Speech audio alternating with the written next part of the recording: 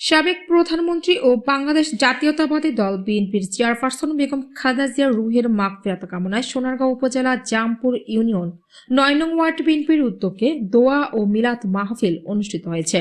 Senior staff reporter Liton বিশ্বাস জানান, শুক্রবার বিকেলে নারায়ণগঞ্জের সোনারগাঁও উপজেলার জামপুর ইউনিয়নের মুসারচর সরকারি প্রাইমারি স্কুল মাঠে জামপুর ইউনিয়ন ৯ নং ওয়ার্ড বিএনপির সভাপতি শামসুল হকের সভাপতিত্বে প্রধান অতিথি ছিলেন সোনারগাঁও উপজেলা বিএনপির ১ নং সহ সভাপতি ও জামপুর ইউনিয়ন বিএনপির সভাপতি শিল্পপতি আল মুজাহিদ মল্লিক।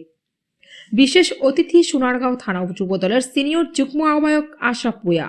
দোয়া মাহফিলে আরও উপস্থিত ছিলেন সোনারগাঁও থানা বিএনপি নেতা engineer Mosharraf, Jampur union BNP যুগ্ম সম্পাদক রফিকুল ইসলাম ভূঁইয়া, সহ সম্পাদক মামুন, আবু মোসা, মোজাম্মেল হক, জাহাঙ্গীর আলম, আনসার আলী, স্বেচ্ছাসেবক দলের নেতা মামুন সহ বিএনপি ও সহযোগী সংগঠনের অসংখ্য নেতাকর্মীরা উপস্থিত ছিলেন।